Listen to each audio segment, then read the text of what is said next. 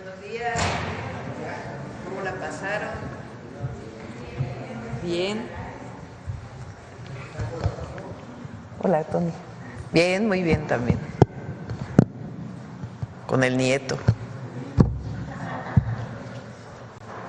Bueno, siéntense, por favor. El día de hoy vamos a hablar de dos temas, además de la cápsula de Mujeres en la Historia con Noemí. Vamos a hablar de los ingresos tributarios. Está con nosotros Antonio Martínez, que es el titular del SAT, y también Gary, el licenciado Gary, ¿cómo se dice? Geví Joar Flores, administrador general del Servicio de Administración Tributaria. Son muy buenos números para el 2024. Y por otro lado, se cumple un año de Mexicana de Aviación. Entonces está aquí con nosotros el general Leobardo Ávila Bojorquez.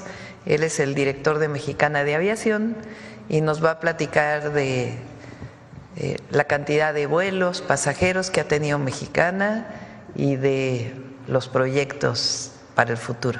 Entonces vamos a empezar con el SAT, después Mexicana y después contestamos sus preguntas. Adelante. Gracias.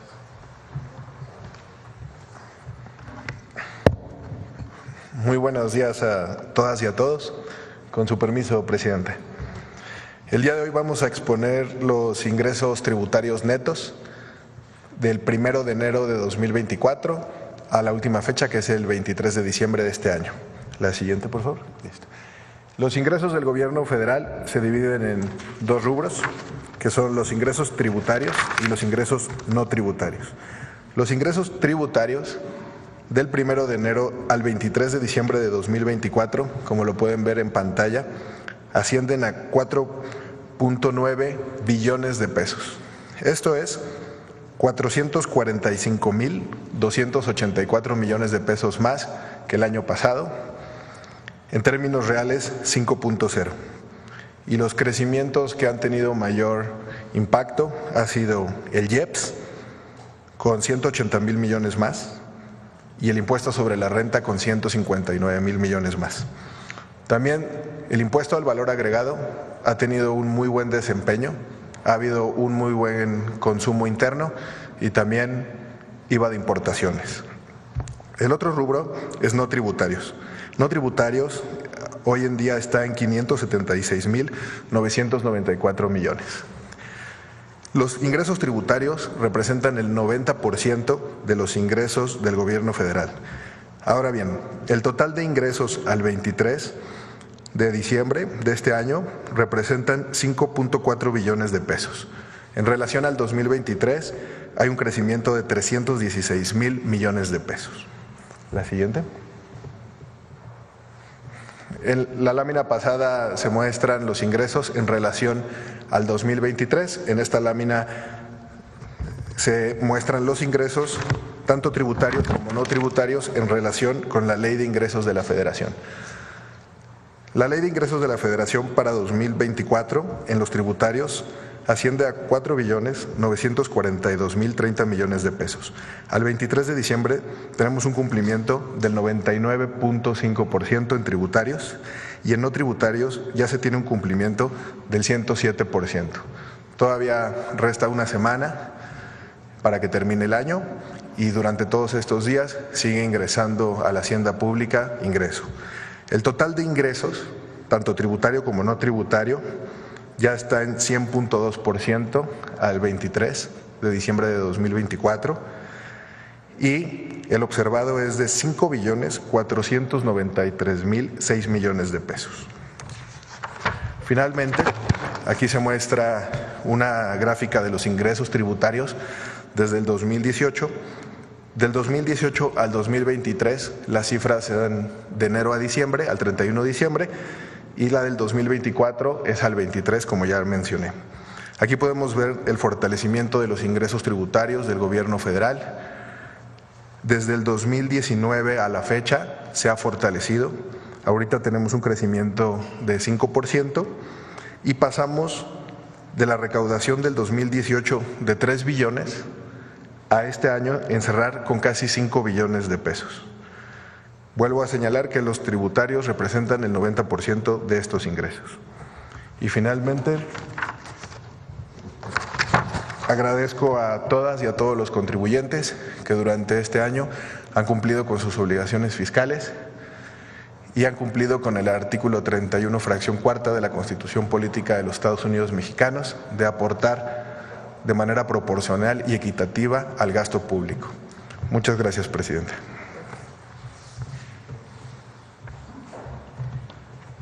Bueno, vamos con Mexicana y luego comentamos. Adelante. Su permiso, señora presidenta. Muy buenos días a todos y a todos. Es un honor estar aquí con ustedes y poderles compartir lo que es Mexicana, quiénes somos y qué hemos hecho en este año de operaciones. La siguiente, por favor. Bien. La siguiente, por favor. Bien, aquí lo importante es quiénes somos en Mexicana. Mexicana, tenemos nosotros una gran responsabilidad de preservar el gran legado que significa Mexicana. Lo más importante, la identidad de Mexicana, la aerolínea del Estado mexicano se fundamenta en 3 pilares fundamentales. El primero de ellos, que está enfocado, que Mexicana no solo conecta ciudades, une corazones que laten con el orgullo de ser mexicanos, es decir, es la aerolínea del pueblo de México. El segundo pilar permite sentir la conexión con nuestra cultura y llevar a cabo toda esa conectividad a los destinos que vuela Mexicana, promoviendo los valores culturales de México. Y el tercer pilar, volar con Mexicana, es tomar el puente hacia la grandeza de nuestro destino para fortalecer nuestro México, a nuestra nación. Precisamente eso nos permite a nosotros humanizar la marca de Mexicana y brindar la experiencia de un vuelo excepcional. La siguiente, por favor. ¿Qué hemos hecho a lo largo de un año con Mexicana? Pues Mexicana se ha sumado al esfuerzo de forma activa de la industria del transporte aéreo comercial. Y obviamente presenta una temporalidad en la cual Mexicana se ha unido para fortalecer esa conectividad. En ese sentido, en esta parte del desarrollo, Mexicana a lo largo de un año estamos considerando nosotros cerrar el 2024 con más de 382,000 pasajeros. En esa temporalidad, Mexicana lanzó en Semana Santa, estuvimos muy orgullosos de haber transportado más de 30,000 pasajeros. Posteriormente, en la temporada de verano, superamos esa meta al transportar más de 43,000 pasajeros. Y finalmente estamos muy entusiasmados con este mes de diciembre, sobre todo con nuestro propio aniversario, de superar más de 52,000 pasajeros en este mes, de transportarlos a los diferentes destinos, generar esa conectividad y dar esa oportunidad a los mexicanos que puedan reunirse con sus familiares.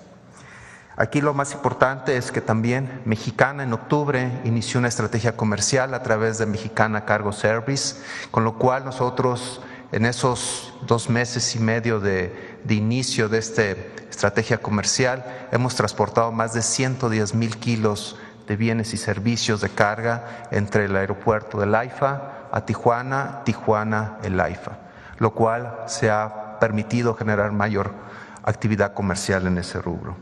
Y aquí también lo importante es que a través de las propias estrategias del gobierno federal para incentivar el consumo interno se han reactivado la economía y eso ha permitido que mayores mexicanos puedan viajar y puedan tener esa sensación de la conectividad que ofrece Mexicana.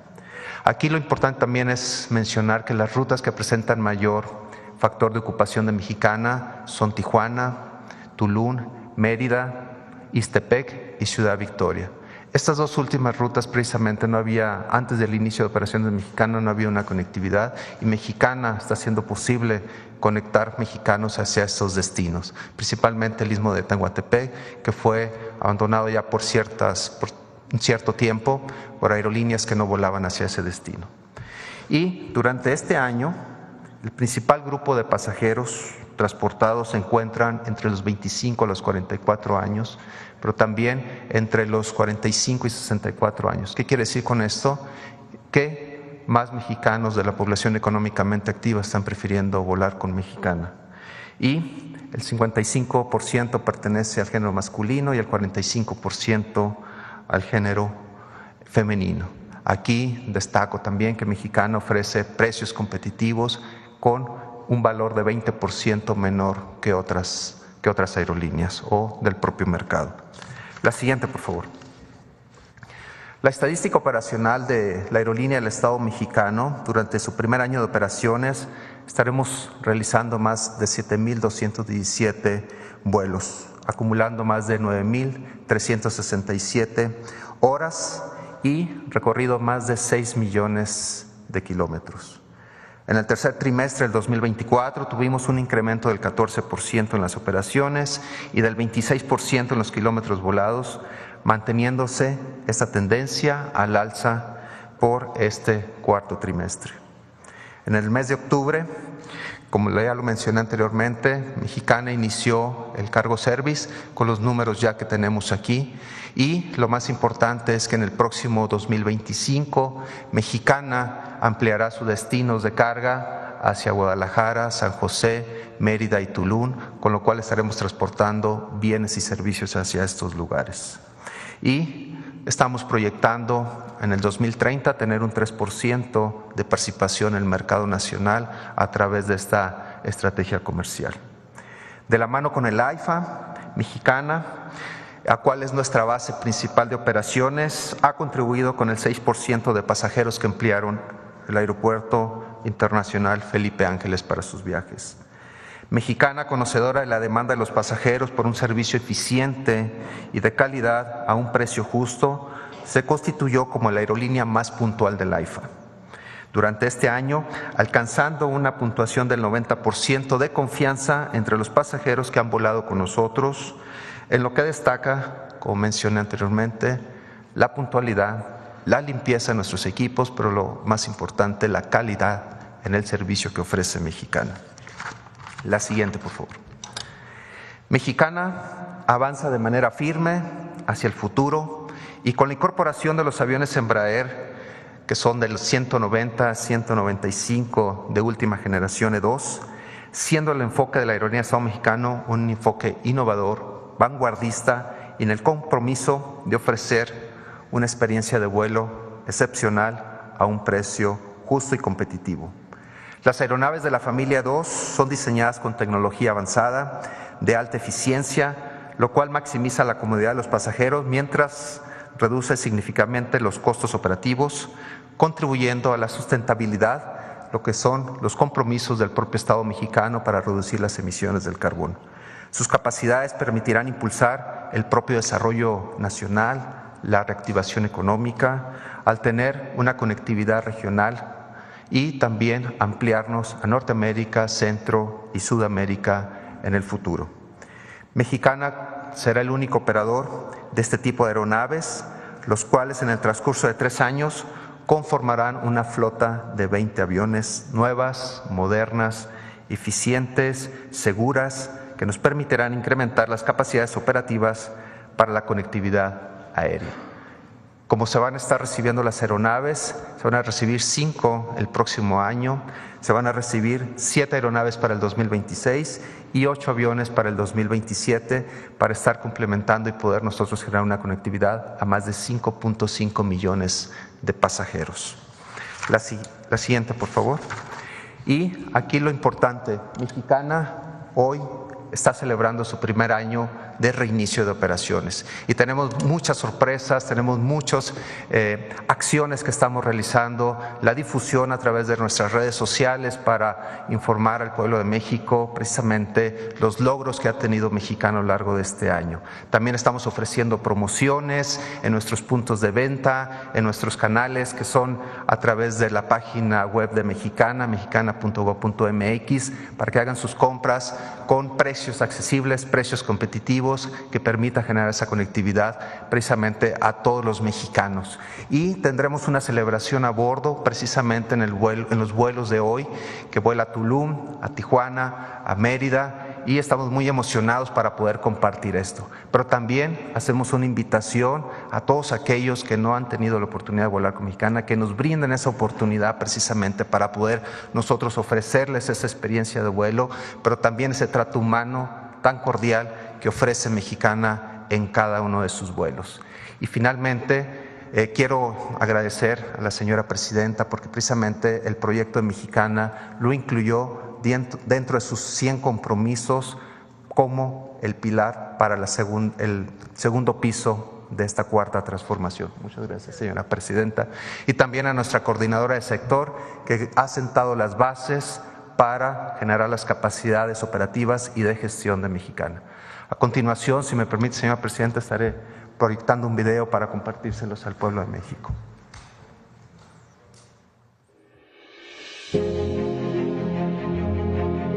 La primera vez nunca se olvida. En 1921, Mexicana escribió la primera página en la historia de la aviación en México. Y eso nunca lo olvidaremos. Por primera vez, el sueño de volar se cumplió, despertando en cada mexicano la ilusión de conectar destinos, personas, momentos, historias. Hoy hace un año, Mexicana remontó el vuelo con la misma ilusión de esa primera vez y con el orgullo de volver a contar con un equipo comprometido, apasionado, un equipo que comparte el mismo sueño. Desde los técnicos que aseguran el funcionamiento del avión y el personal que coordina todos los detalles en tierra, hasta los pilotos y sobrecargos que hacen de nuestros viajes un placer.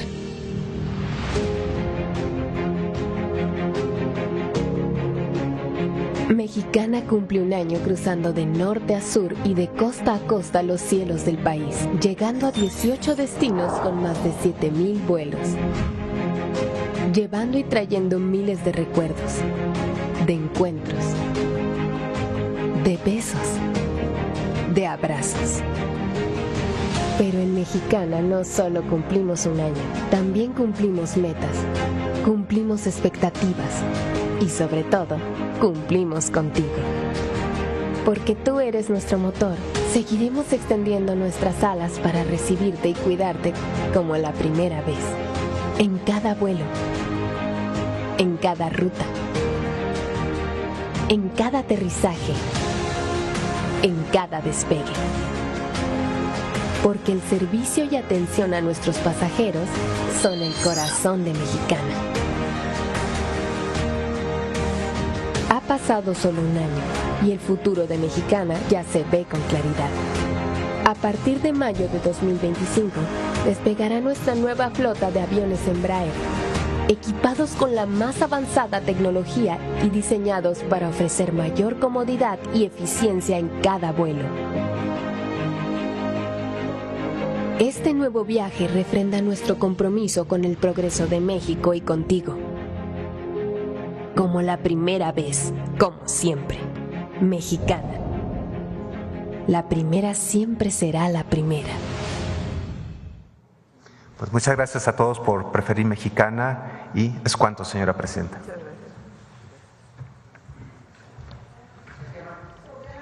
Bueno, a ver, antes.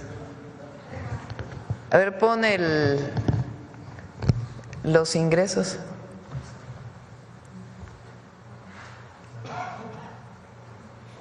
La que sigue, que es mejor todavía.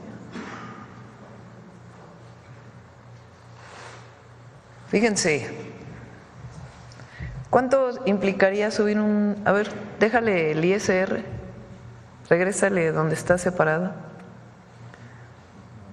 Ahí.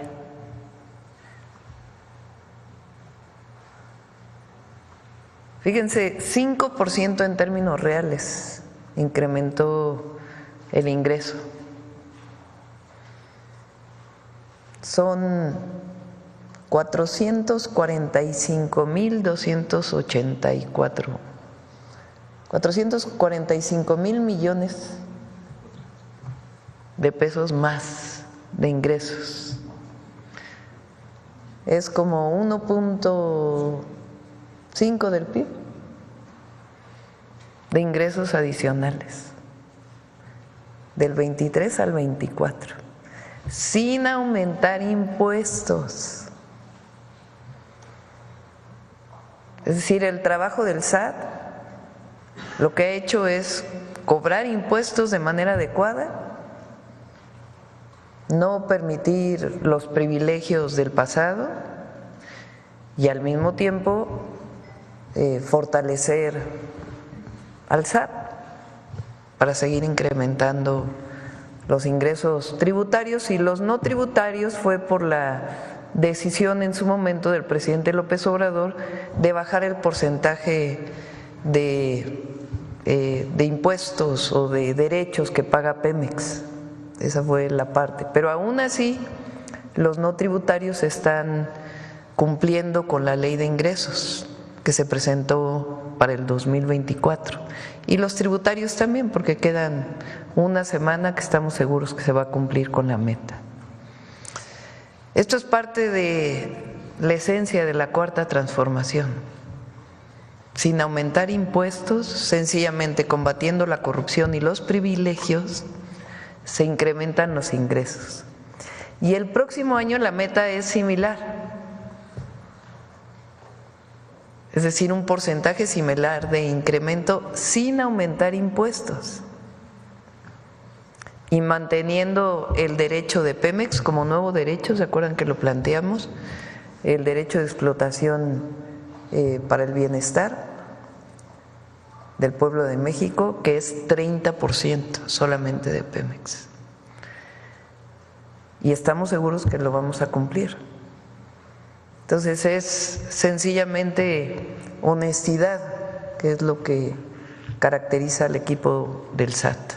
Eso es muy importante porque en ningún otro país se plantea la esencia de combatir la corrupción y los privilegios para tener más ingresos para el erario.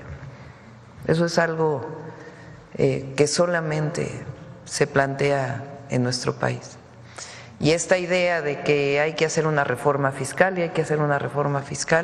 todavía hay oportunidad de incrementar los ingresos. Y además, todos los mexicanos y mexicanas deben pagar impuestos. Y mientras más ingresos, pues el porcentaje es mayor. Sencillamente, esto permite la distribución de la riqueza y del ingreso. Esa es la gran diferencia entre el pasado neoliberal, que condonaba todos los impuestos, se prohíbe la condonación, se cobran bien los impuestos, no hay corrupción y hay los ingresos que representó el 2024. Al cierre, el 30, vamos a presentar los indicadores económicos del país cerrando 2024, pero pues es un muy buen número que refleja pues lo que es la transformación del país. Y Mexicana, vienen 5 aviones el próximo año, 2025, llegan 5 aviones más de 20 que se adquirieron, aviones Embraer de Brasil, se adquirieron para Mexicana de Aviación. Ya conocen la historia de Mexicana, prácticamente la quebraron después de la privatización, se abandonó a las y los trabajadores. Con el presidente López Obrador se llegó a un acuerdo con ellos, se sigue cumpliendo ese acuerdo y se recupera la línea de aviación del pueblo de México. Pues son 2 buenas noticias.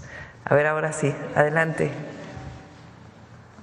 Gracias, Presidenta. Sandra Aguilera, de Grupo Larsa Comunicaciones. Presidenta, ¿y cómo va el tema del pago de impuestos del señor Ricardo Salinas?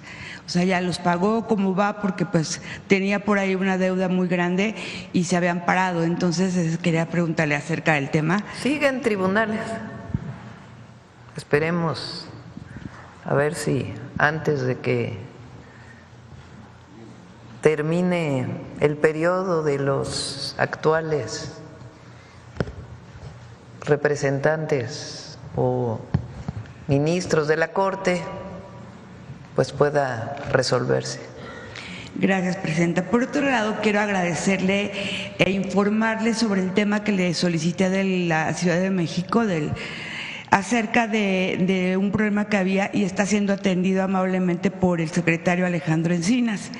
Y por otro lado, hace unos meses le solicité al presidente Andrés Manuel López Obrador un tema de medicinas oncológicas y médicos que estaban solicitando en el ISSSTE del Estado de México. Quiero agradecerle principalmente a la exdirectora del ISSSTE, Berta Alcalde, y a su equipo, además de la gobernadora Delfina Gómez, que fue atendido esto. Me escribieron para avisarme porque fue una solicitud de muchas personas y quiero agradecerlo públicamente. Y a la vez quiero preguntarle, quiero saber cuál es su opinión acerca de que haya sido nombrada fiscal Berta Alcalde. Pues es una mujer honesta, ella además tiene especialidad en derecho penal, conoce el tema, y en la Ciudad de México esto es importante. A diferencia, creo que es la única entidad de la República en donde él o la fiscal los nombra una comisión. No participa la jefa de gobierno en la decisión de quién es la fiscal. Es una comisión que elige el Congreso. Esta comisión abre una convocatoria, se presentan candidatos, candidatas a fiscales, se hace una valoración de su currículum, se les entrevista y ellos toman la decisión de quién es el fiscal, es decir, es una decisión independiente de la jefatura de gobierno. Entonces, va a ser un buen trabajo, Berta.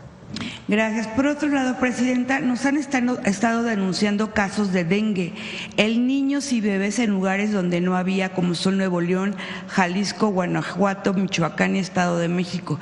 Hay investigaciones que afirman que en los próximos años, por la crisis climática y la mayor movilidad de la población, el dengue aumentará un 97% en 1939, principalmente en Brasil y México. En la página del Gobierno de México encontramos datos en el panorama epidemiológico del dengue que hasta la semana 49 del 2024 las estadísticas de casos de dengue por entidad federativa dicen que ya se extendió por casi todo el país y no solo en zonas tropicales ni tampoco se trata del clima. El 42% de casos confirmados corresponden a Jalisco, Veracruz, Guerrero y Morelos.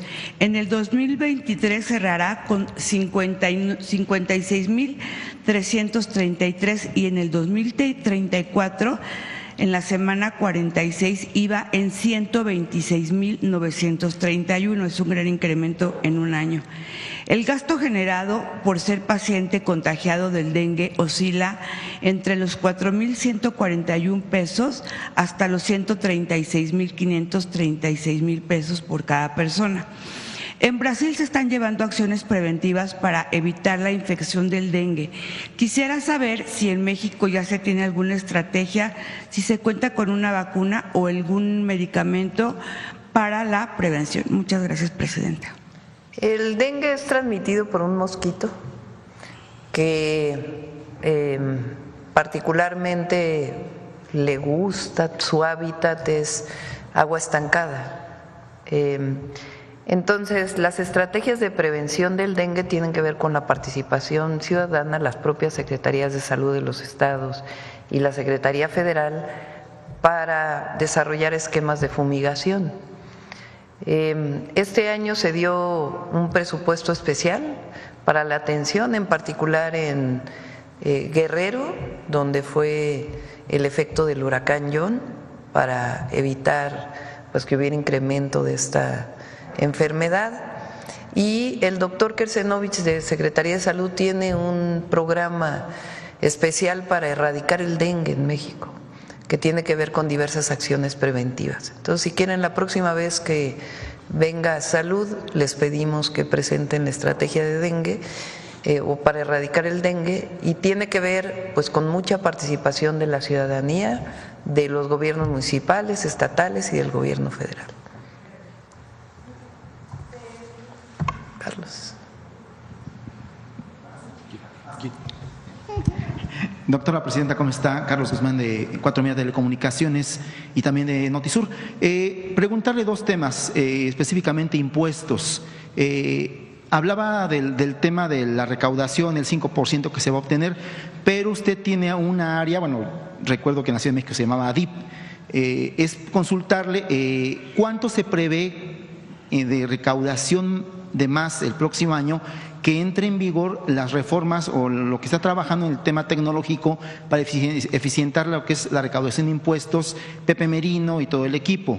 Le pregunto porque yo como contribuyente pues tengo a veces problemas hasta para hacer mis facturas, pero es preguntarle cuánto se eficientará más el próximo año la recaudación o cuánto podría aumentar con esa reforma tecnológica que se planea hacer, doctor. Sí. ¿Quieres platicar cómo no sé si traes esa parte de la presentación, si no lo platicas, de cómo se han disminuido los trámites ya? Gracias, presidente. Gracias por la pregunta. Bueno, el año que entra los ingresos tributarios tienen un aumento, va a ser de 4.9 billones de este año a 5.3 billones. Hemos estado haciendo una estrategia que consiste para el año que entra en 3 factores.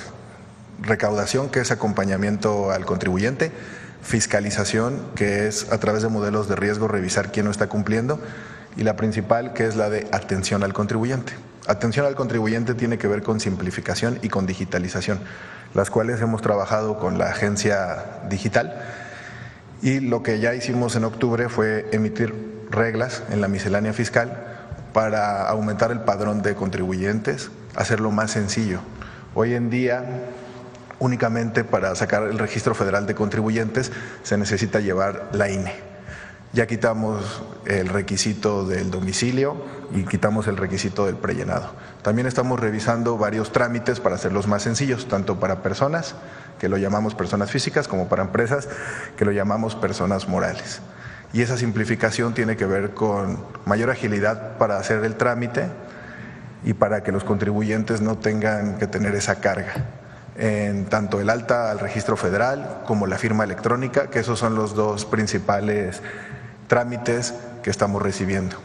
Pero también tenemos un plan para que a partir del año que entra modificar el portal y que todos los aplicativos sean mucho más rápidos, porque cada 17 de cada mes las personas tienen que estar haciendo su declaración.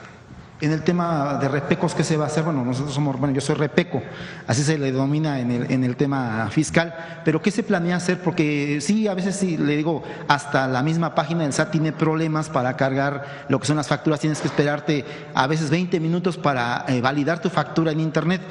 ¿Se planea hacer algo con eso? Del RECICO, que es el régimen simplificado de confianza, hemos recibido durante ya todo este año cuáles han sido las inconsistencias. Y para el año que entra vamos a aplicar, por ejemplo, se exenta de la declaración anual, únicamente van a tener que entregar los pagos provisionales, y también algunas coordinados, cooperativas que eran socios van a poder ingresar. Pero todos los temas de tecnología los estamos trabajando para que los contribuyentes sea mucho más fácil poder ingresar. De hecho, la semana pasada ya subimos un simulador para la declaración de personas morales, ya está prellenada. Quedan 8 semanas para que las empresas en marzo empiecen a declarar, pero ya lo podrían hacer a partir del 1 de enero. A partir del 1 de enero pueden revisar ya la prellenada y a partir del 1 de marzo pueden pagar la anual. Gracias. Y doctora, finalmente, pues usted el día previo a Navidad publicó en el Diario Oficial de la Federación pues 2 decretos, obviamente el tema que tiene que ver con el tema de lo que se va recaudando, de lo que es el presupuesto de egresos de la Federación e ingresos para el próximo año. Y también publicó lo que es esta reforma que se mandó a hacer respecto a los trabajadores de aplicación. Me quiero detener básicamente en el tema de los trabajadores de aplicación porque ha habido mucha controversia.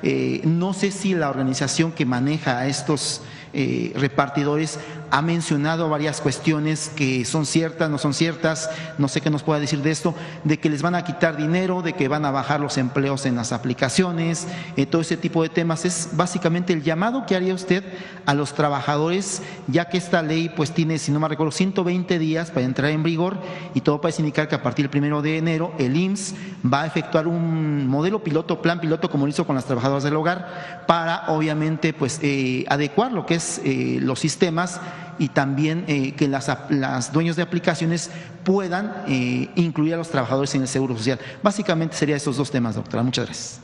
Sobre el primero, en efecto, publicamos la ley de ingresos, el presupuesto de egresos de la Federación y también el cambio constitucional de organismos autónomos, que se dejaron venir toda clase de, yo no diría críticas, sino mentiras relacionado con todos estos temas. Por ejemplo, se dice ya en algunos medios que son, o algunos personajes que ni vale la pena mencionarlos, que bajó el presupuesto en salud. No bajó el presupuesto en salud. El presupuesto en salud ahora está en el IMSS Bienestar, porque ya no hay INSABI. Entonces ahora sale en el IMSS Bienestar. Entonces, si uno lo compara con el año anterior, pues no es comparable, a menos que uno sume las distintas partidas en donde se encuentra el presupuesto de salud y tienen que incluir el IMSS Bienestar. ¿Que bajó el presupuesto en educación? No bajó el presupuesto en educación, ni en educación superior, ni en media superior, ni en educación básica, no hay disminución del presupuesto en educación. Que bajó el presupuesto en agua potable, ya lo explicamos varias veces. En el 2024 se cerraron proyectos estratégicos del presidente López Obrador. Para el 2025 inician los nuevos proyectos estratégicos y se requiere un tiempo para hacer los proyectos ejecutivos y va a irse incrementando a lo largo de los años el presupuesto de agua potable. Que disminuyó el presupuesto de seguridad, falso. Es decir, el presupuesto de egresos de la Federación sí disminuye el déficit, pero garantiza la operación del gobierno y además los programas de bienestar, los nuevos programas de bienestar, educación, salud. Hay más presupuesto para vivienda de lo que había en el 2024 y además obras estratégicas que hemos planteado que se van a desarrollar, trenes, carreteras, proyectos de agua potable y el gasto o la inversión en infraestructura es poco menos que el año anterior, pero mantiene un porcentaje muy importante y se reduce el déficit de manera muy importante en casi 2 puntos del PIB. En la ley de ingresos, pues como bien lo plantea Antonio, estamos considerando un ingreso importante y tiene que ver adicional y tiene que ver no con aumentar impuestos, sino con 2 ejes principales. Uno, eficientar, digitalizar y mejorar la recaudación a partir de mecanismos que faciliten a quien paga impuestos el pago de impuestos. Y lo segundo, y la propia fiscalización que debe hacer el SAT. Y lo segundo, ya lo hemos planteado varias veces, mejorar la operación de las aduanas, que también va a garantizar un ingreso muy importante. Entonces, de esos dos, de los organismos autónomos ya lo hemos planteado. En el caso del IFT y de COFESE se crea un organismo descentralizado cuya cabeza de sector es economía y su objetivo central es evitar mayor concentración de servicios y producción de bienes, es decir, es un organismo cuya función esencial es disminuir los monopolios. Que no cumplió con esa función ni el IFT ni COFESE, que por cierto el IFT nos regaló unas cuantas concesiones antes de cerrar, que se va a echar para atrás eso, ya lo vamos a presentar aquí. Queriendo seguir, quisieron hacer exactamente, un albazo, pero no va a proceder, ya vamos a explicar lo que hicieron. Y por otro lado, entonces se hace un organismo descentralizado, mucho más pequeño, que no tiene las grandes erogaciones que tenían en el pasado y que va a cumplir con su función, y que a diferencia del pasado, que lo único que querían era evitar el monopolio de las empresas públicas, hoy recupera CFE y Pemex su característica de que no son monopolios por ser empresas públicas en el 28 constitucional.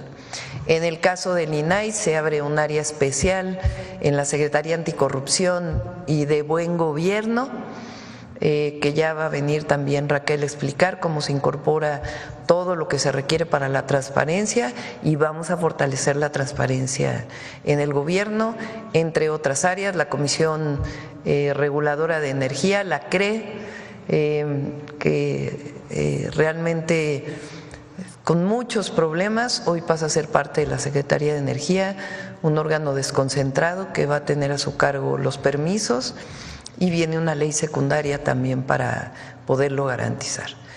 Se ha estado planteando que el autoritarismo ya llegó al país por haber desaparecido los órganos autónomos. Falso, absolutamente falso. Si fuéramos un gobierno autoritario, pues no habría ni libertad de expresión, ni libertad de reunión, ni libertad de manifestación, y hoy hay pues grandes libertades en nuestro país. Entonces esas tres, entre otras muy importantes que fueron publicadas en días recientes. Y la otra pregunta era sobre… sí, para las y los trabajadores de aplicaciones. El esquema en que entran al Instituto Mexicano del Seguro Social es diverso dependiendo de cuántas horas trabajen. No se obliga, porque es lo que están diciendo, que ahora necesariamente se tengan que trabajar 8 horas diarias. Es falso, es un esquema en donde de acuerdo con las horas que trabajan es lo que tiene que cotizar la empresa para que puedan tener seguridad social. ¿Qué ventajas tiene ahora? Pues que cubre seguro de accidentes con el Instituto Mexicano del Seguro Social, van a tener derecho a la seguridad social y también a cotizar para que en su momento puedan contribuir para su pensión. Es decir, es un trabajo que ahora tiene seguridad social, a diferencia del pasado, y cualquier duda que puedan tener, pues va a estar la Secretaría del Trabajo para poder responder a cualquier duda a las y los trabajadores de aplicaciones. Es para beneficio de las y los trabajadores y no implica ni cierre de empresas, ni cierre de puestos de trabajo, ni mucho menos, sino sencillamente mejoras en un trabajo que no tenía garantía de seguridad social, y además un trabajo riesgoso porque muchos utilizan motocicleta, bicicleta, caminando o el propio automóvil, y genera riesgos a la hora de transportar, pues pasan muchas horas en los distintos vehículos para poder llevar las mercancías.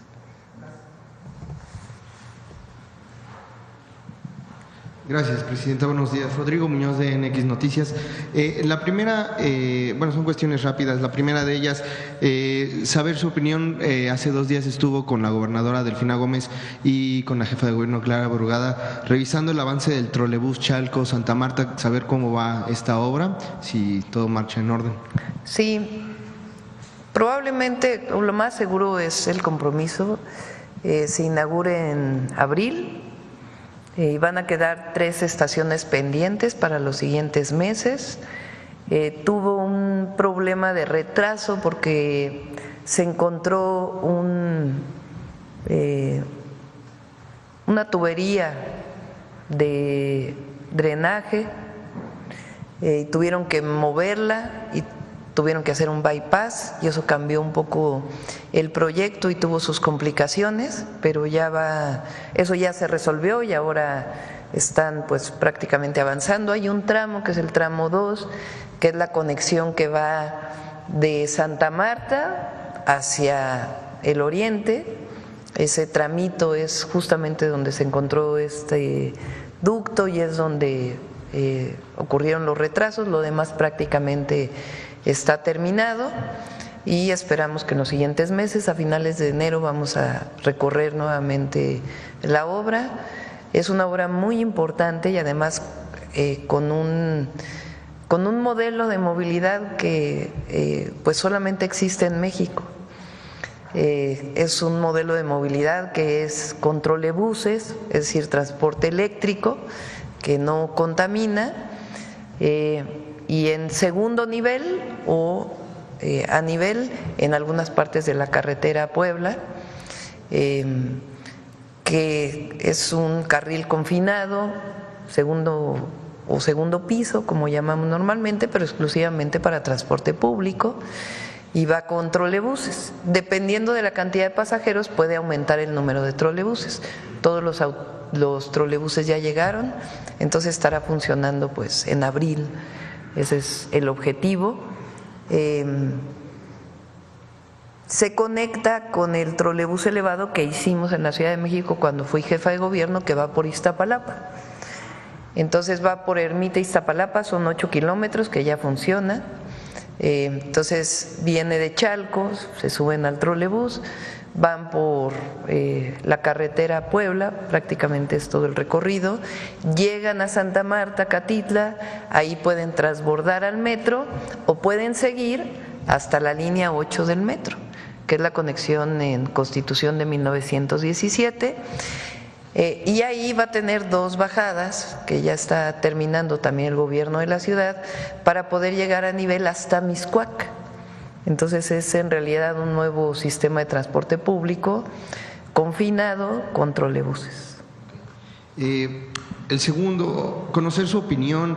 Estos días la Comisión Temporal de Presupuesto del INE, pues al parecer ya planteó la reducción del 52.2% para realizar la elección al Poder Judicial y que esta quede en poco más de 6,000 millones de pesos. Conocer su opinión al respecto. Me solicitaron una reunión, probablemente, bueno, los vamos a recibir, nada más hay que ver la fecha con la presidenta a principios de enero. Quieren hacernos un planteamiento del presupuesto, nosotros seguimos con la misma idea.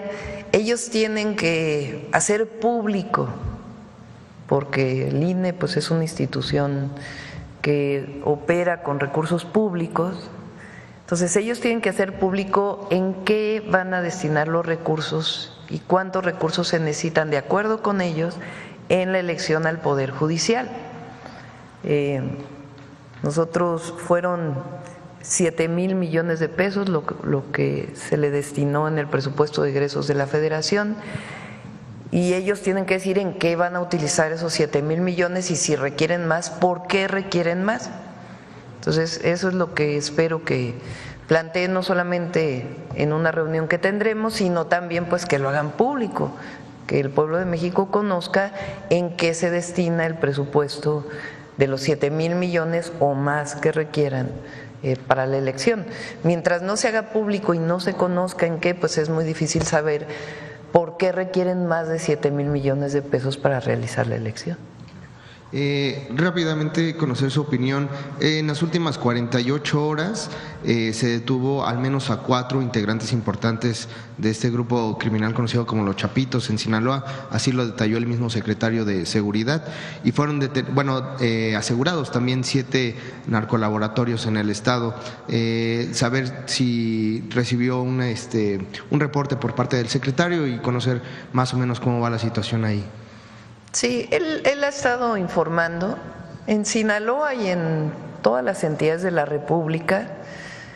Estamos llevando a cabo la estrategia que planteamos desde que entramos al gobierno, que consiste en 4 ejes, como lo hemos planteado. El primero es la atención a las causas. ¿Qué quiere decir esto? Atender principalmente a las y los jóvenes de nuestro país, y eso es con acceso al empleo, acceso a la educación, acceso a una opción de vida distinta a la que significa la violencia, que ningún joven en México tenga que optar por la violencia o acercarse a un grupo delictivo, porque esa es una opción de muerte, no es una opción de vida. Se promovió mucho, ahora quizá ya no tanto, pero durante un periodo muy grande se promovió mucho series de televisión, haciendo apología de los grupos delictivos, como si ser parte de un grupo delictivo te llevara a una vida de lujos, con una visión además relacionada con las mujeres como objetos. Y esta visión que hace apología de los grupos delictivos, pues puede generar en algún joven la idea de que si se acerca a un grupo delictivo va a tener una opción de vida como esa. Y en realidad, pues lo que es una opción de muerte, porque lo que es ponen en riesgo su vida acercándose a una práctica ilícita. Entonces, lo que nosotros queremos es que ningún joven tenga como opción acercarse a un grupo delictivo y que vea que esa es una opción de vida que no le garantiza nada, más con una apología del dinero, como si tener dinero fuera lo máximo en la vida. Y nosotros siempre hemos planteado que evidentemente hay que resolver las condiciones materiales mínimas de una familia, de una persona, y para eso estamos, y para eso es que haya empleo, que haya buenos salarios y que haya acceso a todos los derechos, pero el dinero no es la felicidad, ni mucho menos, sino una opción de vida acercándose al amor, a todo, el amor a la naturaleza, el amor a los semejantes, el amor a la familia, el amor como una opción de vida y no la violencia. Eso es atender a las causas y eso tiene que ver con el programa Jóvenes Construyendo el Futuro, con más escuelas, con Jóvenes Construyendo el Futuro, con las becas, pero también con una visión de valores construidos a partir de una vida distinta que tiene que ver con la cuarta transformación. Eso es atender las causas. Lo segundo, pues, es el fortalecimiento de las instituciones de seguridad, en particular a nivel federal de la Guardia Nacional. Pero los estados también tienen que fortalecer a sus policías y los municipios a sus policías municipales. La tercera es la inteligencia y la investigación, que es lo que estamos fortaleciendo ahora. Por eso el cambio en la Constitución, para que la Secretaría de Seguridad y Protección Ciudadana tenga más facultades de investigación e inteligencia que lleven a la judicialización, a diferencia del pasado, donde durante la guerra contra el narco había ejecuciones extrajudiciales. Lo que nosotros queremos es que se cumpla la ley y que haya justicia. Entonces, la inteligencia y la investigación sirven para el Estado de Derecho, para que se detenga al delincuente que comete un delito, se judicialicen esos delitos. Y finalmente la coordinación. Ahora en Sinaloa pues hay coordinación entre la Sedena, la Marina, que ya existía, pero ahora hay más coordinación, la Secretaría de Seguridad y Protección Ciudadana y las propias fuerzas estatales. Entonces eso es lo que nos va a permitir seguir avanzando en la construcción de la paz. Además, en otros estados de la República estamos trabajando en este programa de construcción de la paz que se desarrolla con lo que presentó aquí la Secretaría de Gobernación, de ir casa por casa buscando a las familias para poder, en las zonas de mayor incidencia delictiva, darles una opción de vida distinta. Entonces, eso es lo que está pasando en Sinaloa. En este momento, la decisión fue que se fuera el secretario de Seguridad a Sinaloa para poder hacer esta coordinación. Él sigue allá por unos días y se dejan sentadas las bases, pues, de la estrategia de construcción de la paz en Sinaloa. Gracias, Presidenta. Y ya por último, nada más conocer si en estos días ya de fin de año le ha dado tiempo de avanzar en el libro que nos había comentado que estaba escribiendo. Sí. Gracias. Ya me faltan 15 días. Fueron 3 meses de gira. Fueron, junio, julio, bueno, la mitad de junio, julio, agosto, 3 meses y medio. Ya voy en septiembre. Entonces espero poderlo terminar, pues yo creo que los primeros días de enero. Y ya, pues, a ver si alguien se interesa en publicarlo. Se llama Diario de una transición histórica. ¿Quién más sabe por acá? Gracias, Presidenta. Mariana Madrid, de Albavisión. Precisamente de los decretos que se publicaron el 24, la Secretaría del Bienestar publicó las zonas de atención prioritaria del Gobierno federal. Se consideran 1,345 municipios que viven en pobreza extrema, marginación y zonas rurales. Pues preguntarle en qué zonas se tienen más detectados estos municipios, si hay algún estado, y pues cuál va a ser la estrategia para que en 2025 sean menos municipios los que viven en pobreza extrema y marginación. La estrategia tiene que ver con los programas de bienestar, que como he dicho son más de 800,000 millones de pesos en programas de bienestar, que muchos de ellos ya son derechos establecidos en la Constitución. Siguen los adversarios increíble ¿se acuerdan aquello que dijo Fox? Que yo repetí mucho en la campaña, como si los programas de bienestar representaran apoyo a flojos. Así lo decía con otra palabra que no voy a repetir. Ayer estaba viendo varios de los comentócratas que les encantan las redes sociales diciendo que el año que entra vamos a repartir dinero a los flojos. No han entendido que las y los mexicanos tienen derechos. Ya no es el periodo neoliberal donde eran considerados mercancías o privilegios la educación, el acceso a la salud, la pensión. Entonces son más de 800,000 millones de pesos de programas de bienestar. Los programas de bienestar que ya existían con el presidente López Obrador y los 3 nuevos programas, que es apoyo a mujeres de 60 a 64 años de edad. En las poblaciones indígenas es 60 a 64 y en el resto de las poblaciones es 63 y 64 para las mujeres y después vamos a ir a 60, 61 y 62. El segundo es la beca universal para todos los niños y niñas. Iniciamos con secundaria, con la beca Rita Cetina. Y el tercero es salud casa por casa, que inicia en febrero. Ya se está convocando y contratando a los trabajadores y las trabajadoras de la salud que van a trabajar en este programa. Entonces ese es lo primero. Lo segundo, aumentar el salario mínimo.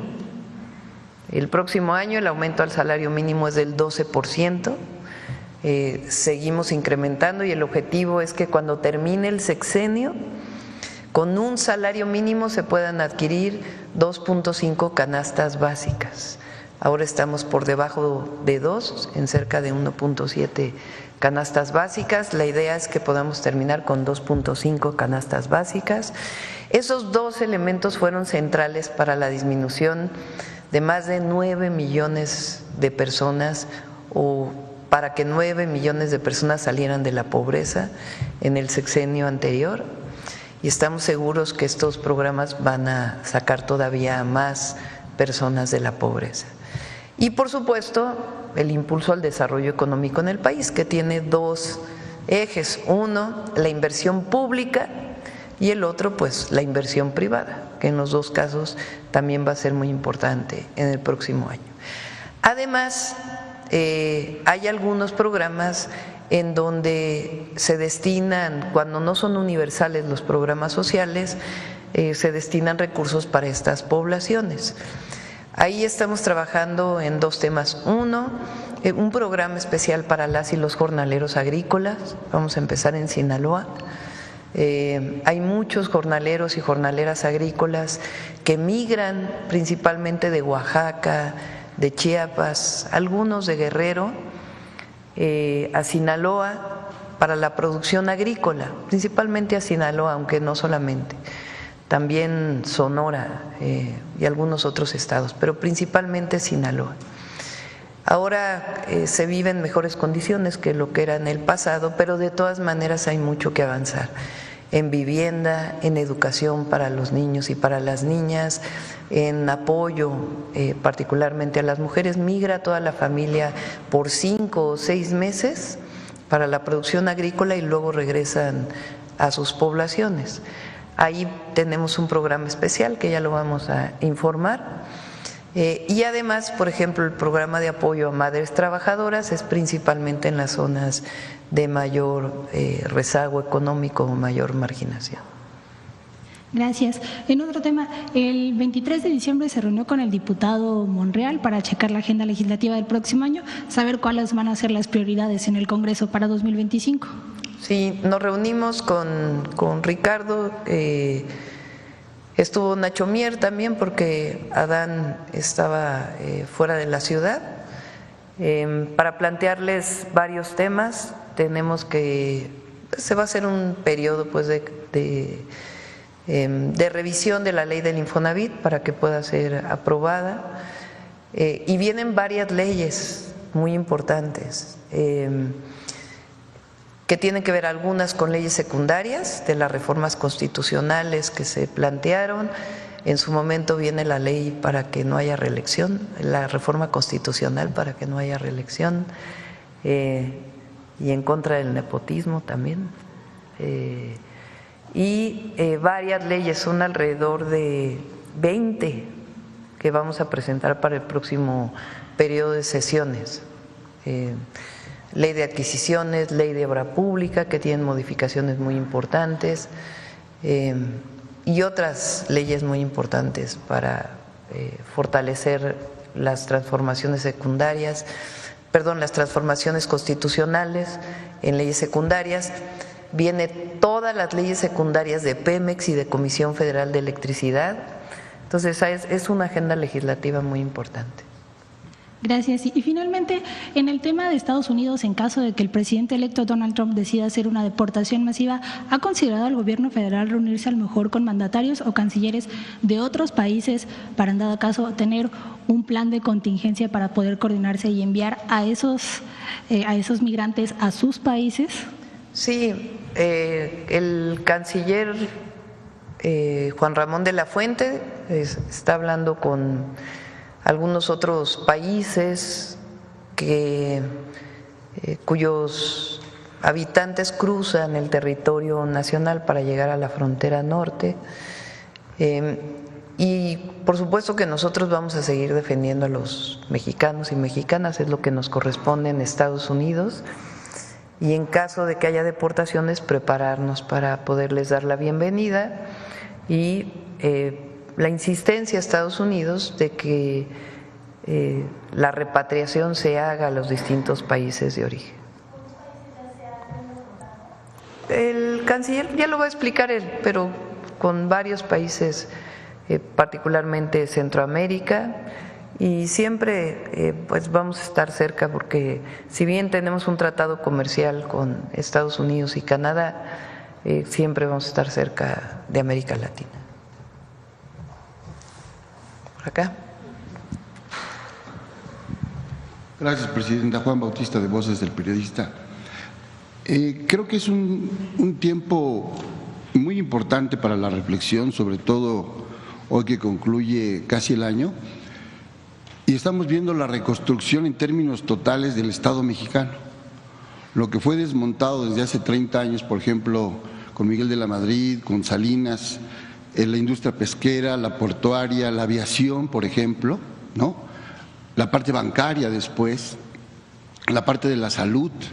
Hoy estamos viendo que hay una recuperación, incluso esta cifra del crecimiento de los 5 billones por recaudación fuera, que se le denominaba de manera despectiva a Pemex la gallina de los huevos de oro, que estaba en déficit.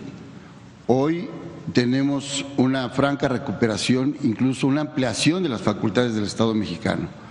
Yo quisiera preguntarle cómo le explicaría en forma sencilla a la gente llana, por decirlo así, en un término de acercamiento, esta reconversión y esta recuperación de las facultades del Estado, que son distintas, incluso se han ampliado, ¿no?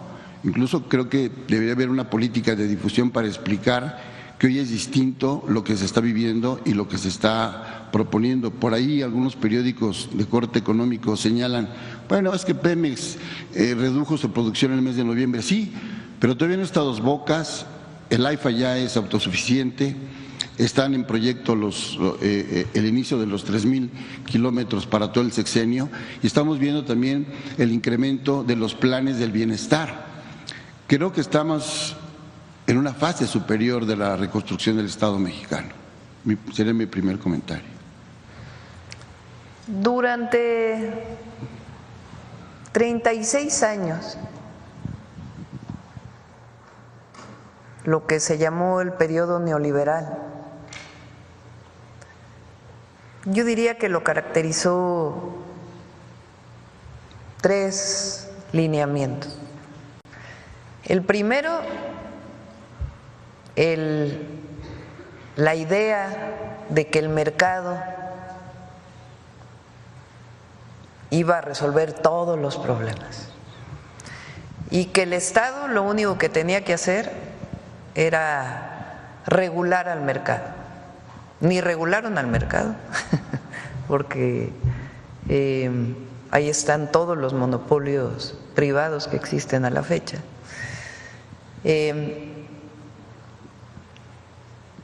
Y lo que consideramos nosotros como derechos los convirtieron en mercancías.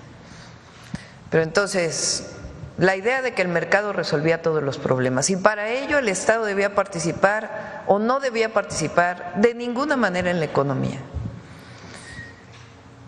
Producto de esta visión, remataron las empresas que a los mexicanos les había costado esfuerzo, recursos, construir. Se remataron cientos y cientos de empresas que pertenecían a las y los mexicanos: minería, teléfonos, aviación, cemento, acereras, fertilizantes, petroquímica.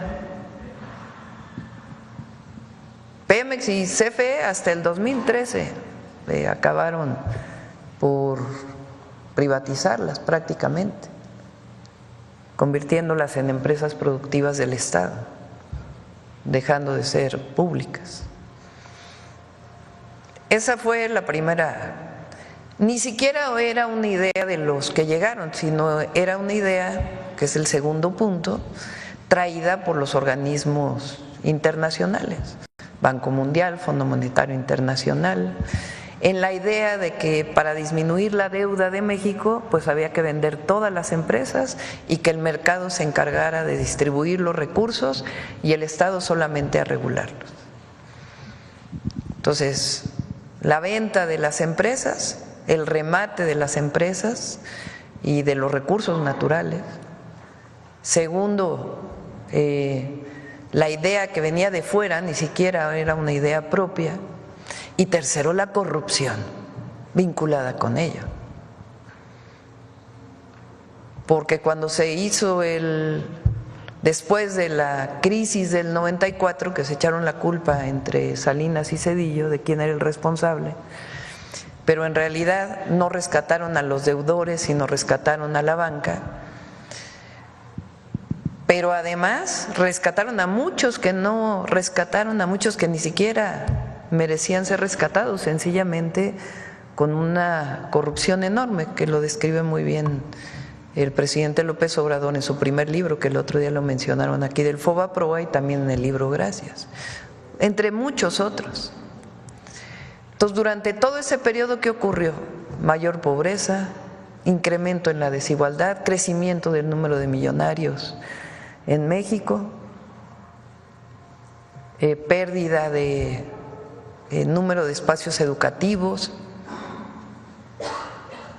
la caída, el destrozo del sistema de salud.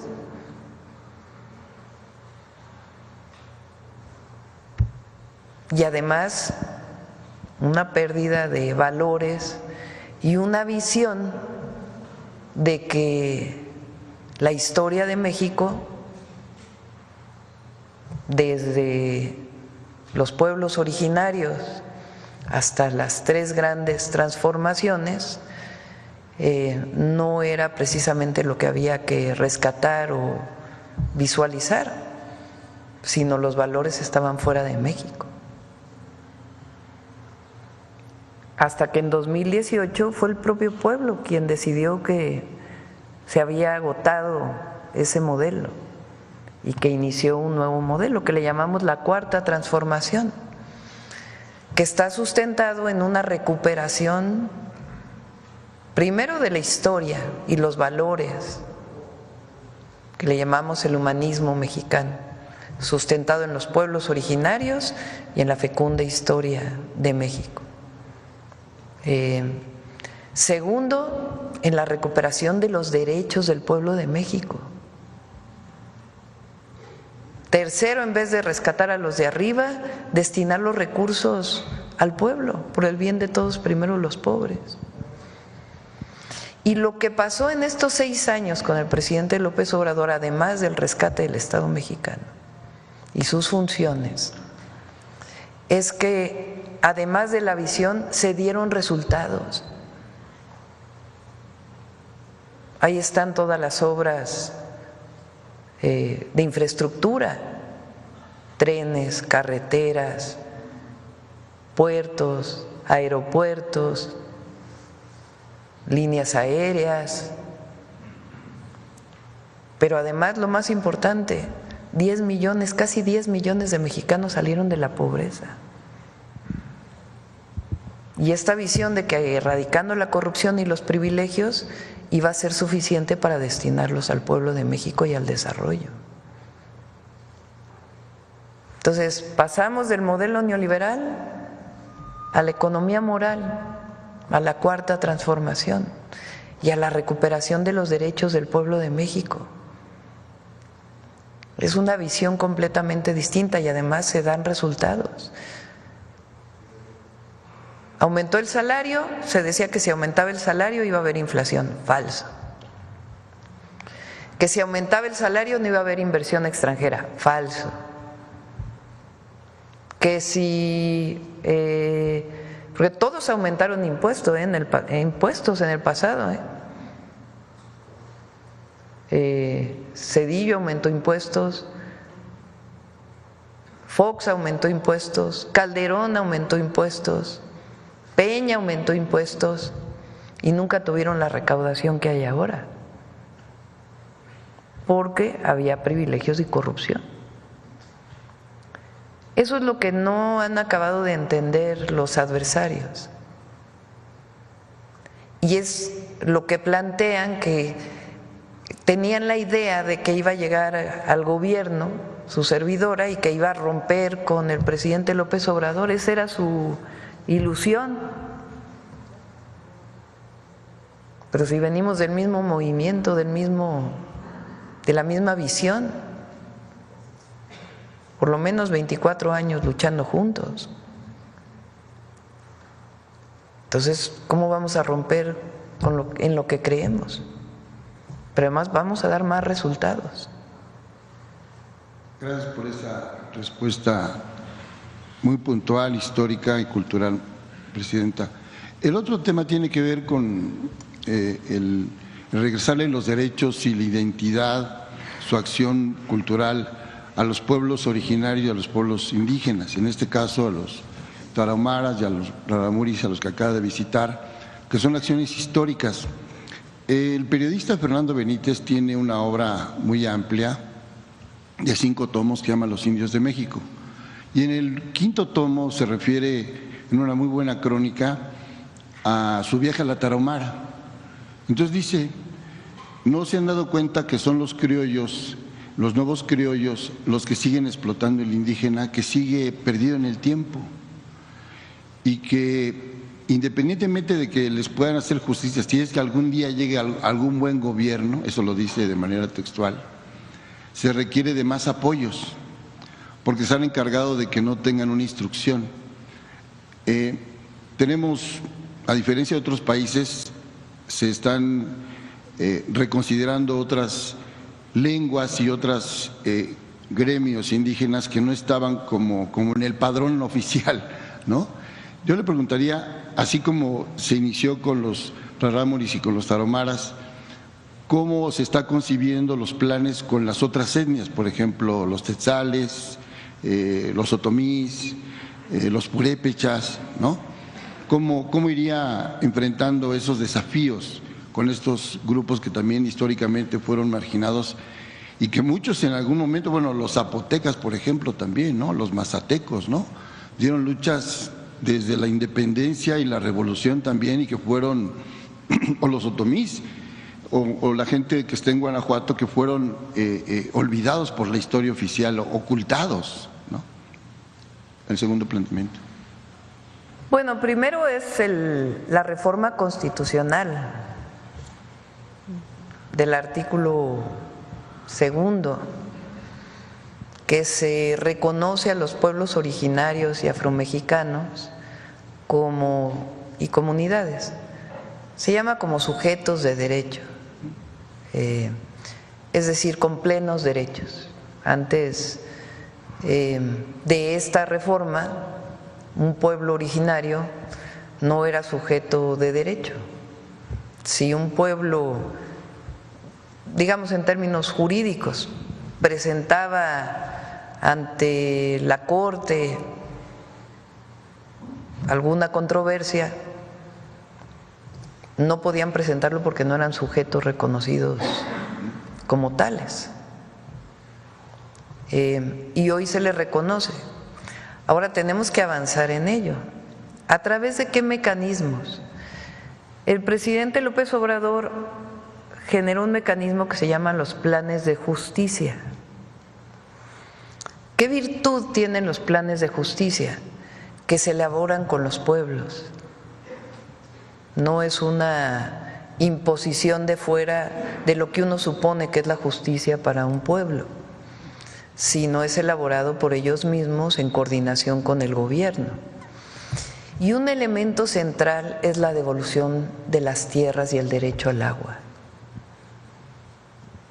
Lo que hace el presidente López Obrador con el pueblo yaqui, entre otros, es devolverles 45,000 hectáreas, o casi 50,000, ya no sé al final cuánto fueron, a ver si me ayudan, 45,000 o 50,000 hectáreas de su tierra. El presidente Lázaro Cárdenas les devuelve tierras, pero nunca hace un decreto, pero no se aplica. ¿Qué hace primero? Lo primero que hace el presidente López Obrador cuando llega con el pueblo yaqui es otorgar o pedir perdón al pueblo yaqui, aprovechando el tema del perdón, por lo que el Estado mexicano le hizo al pueblo yaqui, desde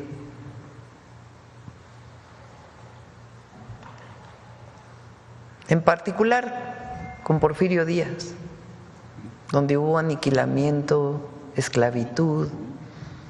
El libro de México Bárbaro de John Reed explica cómo él se hace pasar por un hacendado en Yucatán para conocer la esclavitud, porque él conoce que hay esclavitud todavía en México y no lo creía, viene a Yucatán y se hace pasar por un hacendado y ve la esclavitud de los mayas y los yaquis en aquella zona.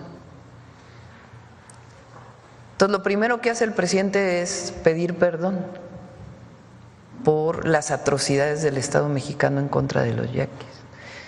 Y a partir de ahí se construye una nueva relación con el pueblo yaqui. Decía yo que ahora que estuve ahí es quizá la primera vez, bueno, es evidentemente la primera vez que una presidenta está ahí, pero el pueblo yaqui no permitía que las mujeres estuvieran en la enramada. Y ellos en su escrito dicen, el pueblo de México decidió elegir a una mujer como presidenta de México. Lo digo como muchas transformaciones que están ocurriendo. Pero lo que se hace es construir un plan de justicia y se devuelve tierra y derechos de agua, que es lo indispensable. En otros lugares ha costado más trabajo porque tienen que ponerse de acuerdo también entre ellos para poder construir el acuerdo con el gobierno. Pero vamos a seguir trabajando en los planes de justicia. Y ahora con el pueblo rarámuri, ¿qué fue lo que hicimos? Entregar tierras. Si alguien ha sido despojado es el pueblo rarámuri en la Sierra Tarahumara, que tiene una forma de vida muy especial. Entonces ahora devolvimos tierras en una forma especial que es como comunidad indígena, es decir, el reconocimiento de tierras que son o compradas o expropiadas de manera concertada para poder devolver estas tierras. En México hubo una reforma agraria que culminó con Lázaro Cárdenas, pero después de eso, con el cambio constitucional en 1992 para quitar el ejido, pues hubo de nuevo concentración de tierras en muchas manos. Entonces vamos a seguir con los planes de justicia y se elaboran a través del Instituto Nacional de Pueblos Indígenas. Gracias, Presidenta. El tercer planteamiento nos los hacen pobladores del Estado de México, principalmente del municipio. John Turner, perdón. ¿Perdón? John Turner, dije John Reed. John Turner. Sí, Turner. Sí, porque Reed también tiene escritos y es el único periodista sepultado en la Plaza Roja, fíjese. Bueno, paso por acá. El tema, Presidenta, tiene que ver con una denuncia que realizan los pobladores del municipio de Ecatepec, de la Avenida de los Insurgentes, esquina con Calvario.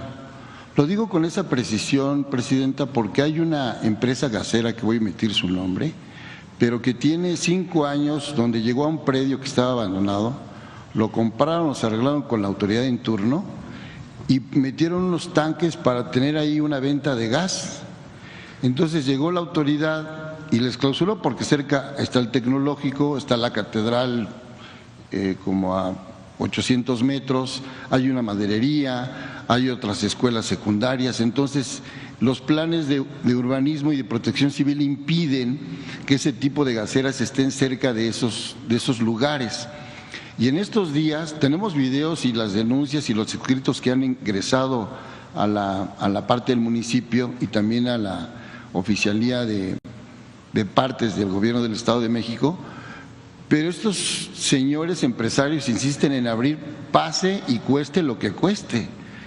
Entonces hay en estos momentos que la autoridad está como de vacaciones, ya están a punto de abrir. Entonces nos comentaron que si era posible presentarlo aquí como una denuncia. ¿En dónde es, perdón? En el estado de Ecatepec.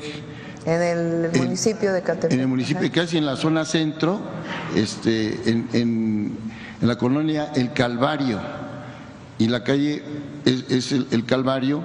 Entonces está muy cerca de la catedral. Entonces hay una preocupación. Incluso el año pasado cerraron la Avenida de los Insurgentes, llegaron hasta la caseta, llegó la fuerza pública y bueno, les dijeron que ya no iban a abrir. Entonces hoy tienen un grupo, pues, de estos tipos como grupos porriles, que llegan para amenazar a la gente de que van a abrir y que nadie puede estar haciendo una denuncia. Entonces, ese planteamiento, Presidente. Sí, lo platicamos con si nos das los datos, sí, con la gobernadora. Sí, tenemos todos los datos. Ecatepec creo que tiene el cambio de gobierno municipal en estos días, a principios de enero, creo. Entra Azucena, se llama la presidenta municipal. Y a lo mejor están aprovechando el periodo de cambio de gobierno municipal, pero lo vemos con la maestra Delfina.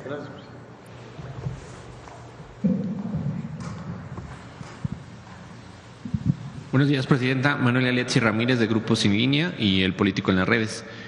Aprovechando que está el titular del SAT y se ha tocado el tema de impuestos, en Navidad un empresario aquí ya citado se tomó el tiempo para hacer una felicitación navideña, si se puede llamar, para decir que los políticos tienen como favoritos la inflación y los impuestos para robarle a la gente a pesar de no brindarle seguridad.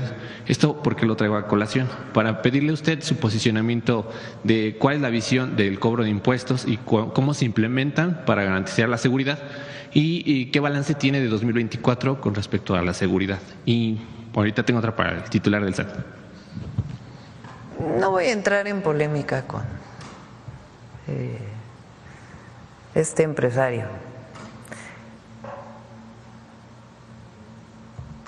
Por varias razones. Él tiene que pagar impuestos, como cualquier mexicano y mexicana. Es lo que dice la ley, porque muchas veces hablan de Estado de Derecho, pero a la hora que le corresponde a una u otra persona cumplir con la ley, pues no, esa no se aplica para quien pide Estado de Derecho. Entonces ese caso está en tribunales y tiene que resolverse. Los impuestos son una manera de redistribución. ¿Cómo se podría financiar la educación pública? ¿Cómo se financia el acceso a la salud pública?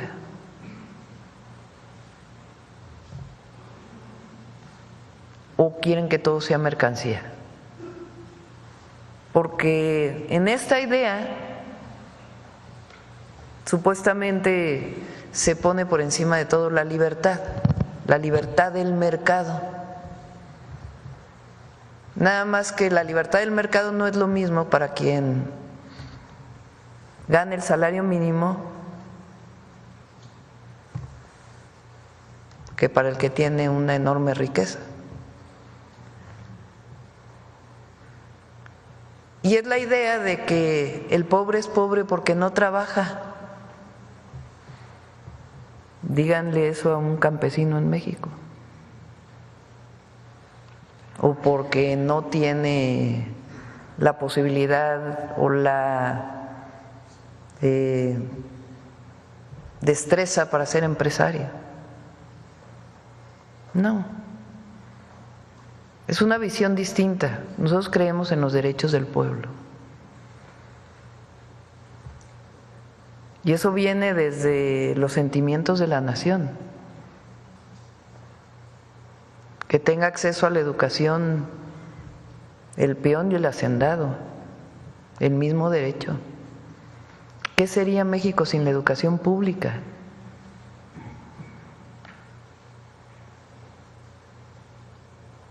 Entonces es una visión distinta. Entonces, qué bueno que haya visiones distintas, para eso hay democracia y para eso hay libertades para poder expresar esta visión. Pero los impuestos que son progresivos de acuerdo con la Constitución, pues hay que pagarlos. Los paga el que va a la tienda y paga IVA. Los paga el asalariado de acuerdo a lo que establecen las leyes. El empresario también tiene que pagar impuestos. Es un asunto de lo que dice la ley y la Constitución. Entonces, si no se pagan, pues ¿qué se hace? Se recurre a los tribunales. Ahora, muchas veces los tribunales pues están de un lado, no están para hacer justicia, por eso pues la reforma al Poder Judicial, entre otras razones. ¿Perdón? La renovación ya de los jueces. Pues tienen que resolver los tribunales. Vamos a dejarlo a los tribunales. Pero mi posición, que no concuerda con la de él, pues vamos a ver. Okay, gracias, presidenta. Y la pregunta para el titular del SAT es si nos puede comentar un poco, yo sé que a lo mejor no tiene cifras concretas, de cuánto se ha recuperado de cobro de impuestos a grandes contribuyentes y si tiene alguna línea contundente para seguir implementando y este fortalecimiento que se ha venido haciendo desde el sexenio pasado y pues poder cobrar mayores impuestos y, como usted menciona, se apliquen para programas sociales y estímulos públicos. Sí, no es cobrar más, sino cobrar. ¿Quieres comentar de grandes contribuyentes? Gracias por la pregunta. De grandes contribuyentes, a la fecha hay 16,172 grandes contribuyentes. Son aquellos contribuyentes que tienen ingresos en su declaración anual de 1,800 millones de pesos. Y también está el sector bancario, que son casas de bolsa, bancos, OFOMES, todo el resto del sector bancario. Cada año emitimos en el mes de enero el programa de fiscalización, que tiene que ver con los 3 conceptos que ya mencioné, que es recaudación, que es el acompañamiento al contribuyente cumplido, la fiscalización y la atención al contribuyente a través de las 161 oficinas del SAT. La recaudación de grandes contribuyentes se divide en 2. La voluntaria, que esa es la recaudación que ellos van pagando y se van autodeterminando, y la segunda tiene que ver con la fiscalización. Nosotros lo que buscamos en el SAT y en el segundo piso de la Cuarta Transformación es la cultura contributiva, la cultura cívica contributiva, que toda la gente sepa para qué sirven las contribuciones y por qué se debe de contribuir. No estamos buscando fiscalizar por fiscalizar, se fiscaliza porque hay modelos de riesgo que indican que los contribuyentes, sean pequeños, medianos o grandes, pues aplicaron indebidamente un estímulo fiscal o que están excediendo las deducciones que no deberían de haber hecho.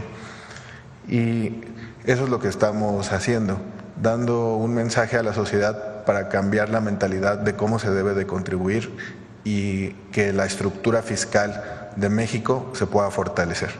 Los datos de grandes contribuyentes de este año representa más del 50% de la recaudación nacional total, y eso tiene que ver no únicamente con el impuesto sobre la renta de ellos, sino con las retenciones de sueldos y salarios de todos los trabajadores que hoy en día están en esas empresas. Muchas gracias. Y ya por último, presidenta, le hago llegar una libretita para sus propósitos de año nuevo de parte del Grupo en su línea. Muchas gracias. Se la paso con su equipo. Y feliz año. Gracias, gracias, igual. A ver, ya la última. Buenos días, presidenta. Norma Ramírez de Milet, México. Presidenta, su mensaje de empoderamiento y respeto a las mujeres no ha sido claro para algunos diputados locales de Veracruz de Morena, como el presidente de la Jucopo en el Congreso de Veracruz, Esteban Bautista Hernández, quien ha tenido una actitud misógina y se ha negado a colaborar con la gobernadora Rocío Nale y con otros legisladores, como la legisladora Sayula y alcaldesas también. Este legislador no ha tenido unas actitudes de misoginia hacia con ellas. ¿Cuál sería su opinión al respecto? No conozco en particular el caso del diputado que mencionas. Lo he dicho en otras ocasiones. Se puede disentir, no porque no estés de acuerdo con una mujer significa misoginia o machismo, ¿verdad? La misoginia y el machismo es considerar a las mujeres menos y por esa razón criticarlas o no estar de acuerdo, pero tiene que estar sustentado en que la razón es por ser mujer. Entonces no conozco el caso del diputado, si es el caso de que hay una opinión en contra, porque tiene una opinión en contra, pues tiene una visión en donde hay que debatir los puntos de vista. Si es por el hecho de que es mujer la gobernadora, pues entonces sí es considerado misoginia. Habría que ver en particular, no conozco el tema.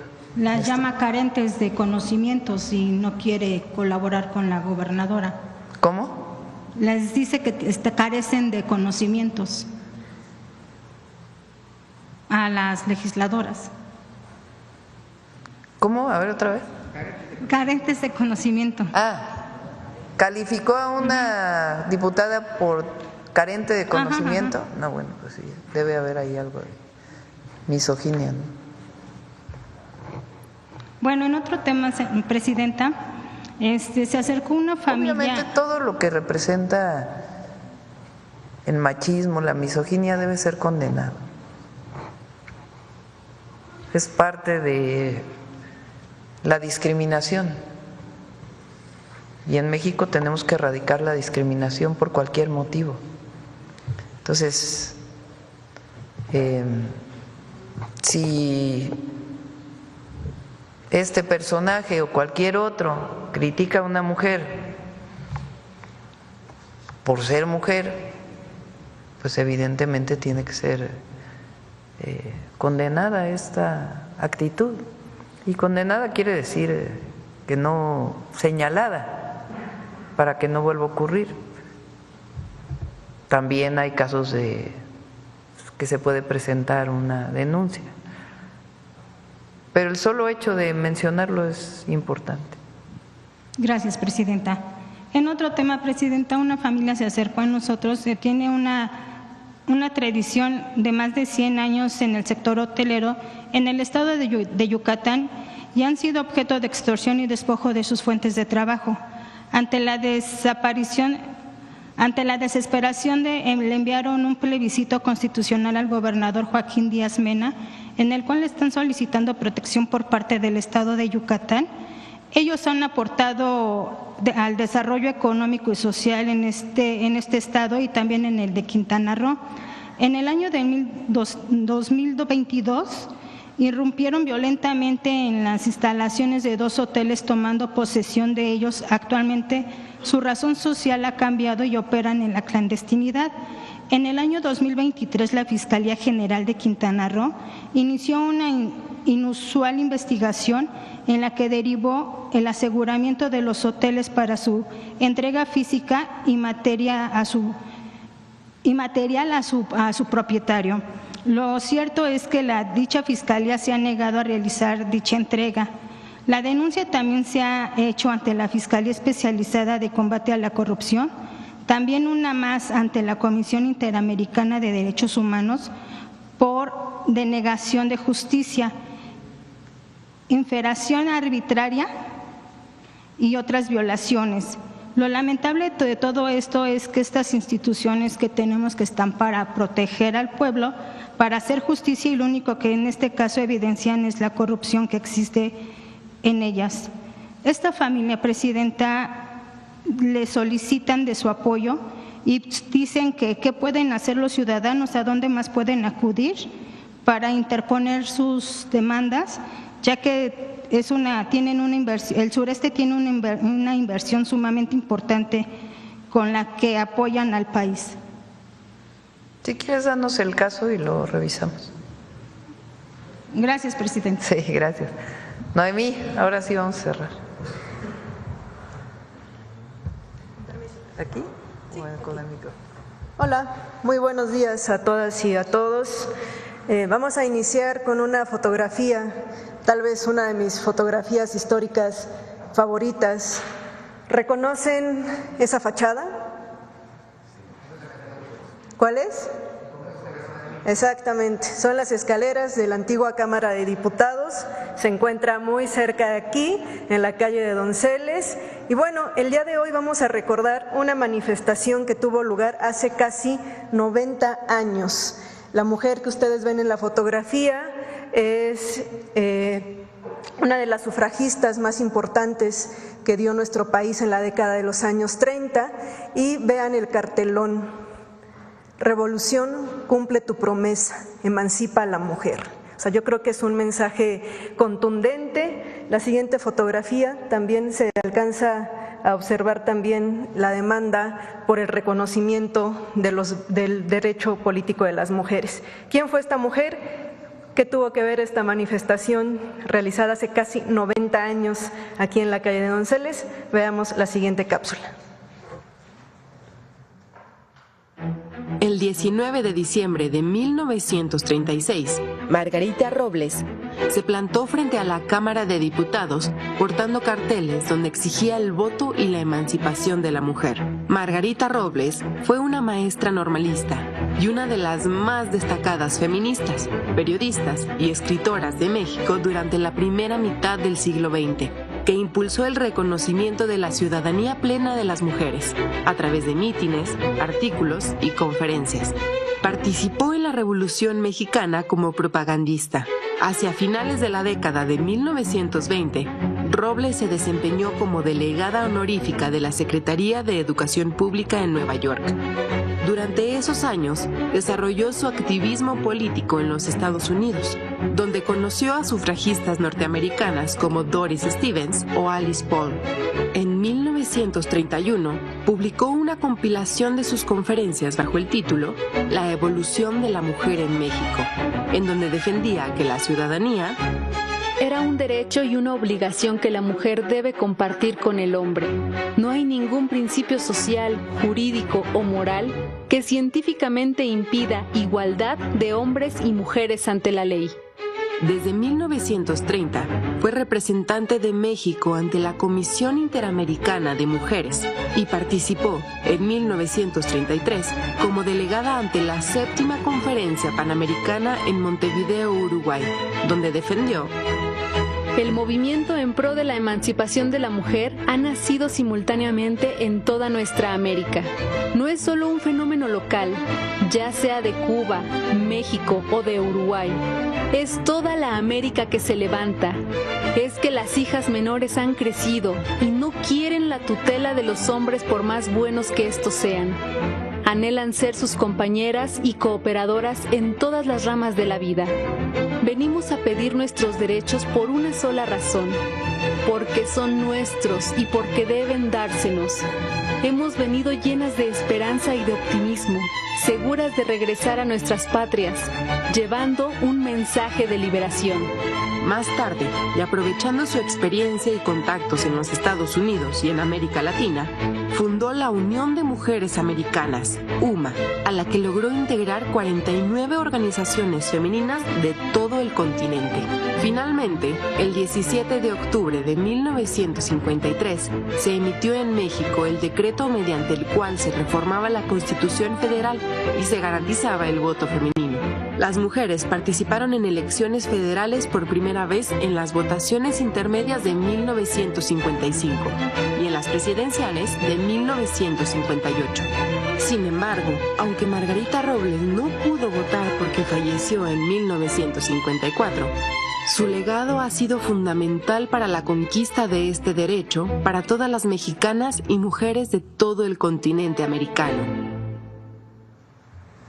Así es, Margarita falleció hace 70 años, también estamos conmemorando su aniversario luctuoso y pues si dan cuenta, aunque hablamos de Margarita Robles, pues una de sus actividades principales fue liderar y ser presidenta de esta Unión de Mujeres Americanas que congregó la lucha de diferentes países de nuestro continente. Había mujeres de Cuba, Venezuela, Paraguay, Brasil, de Estados Unidos y bueno, referente a esa manifestación realizada el 19 de diciembre de 1936, me gustaría comentar solamente dos aspectos. Obviamente estaba la parte positiva, donde alguna prensa hizo énfasis en esta manifestación, donde pues alababan que estas mujeres mexicanas estaban imitando a las sufragistas inglesas, les hablaba como honorables mujeres de varias agrupaciones femeninas que bueno, se situaron afuera de la Cámara de Diputados para la exigencia, el reconocimiento de sus derechos políticos, pero como también en todo aspecto y como escuchábamos hace un momento, pues estaba la parte negativa.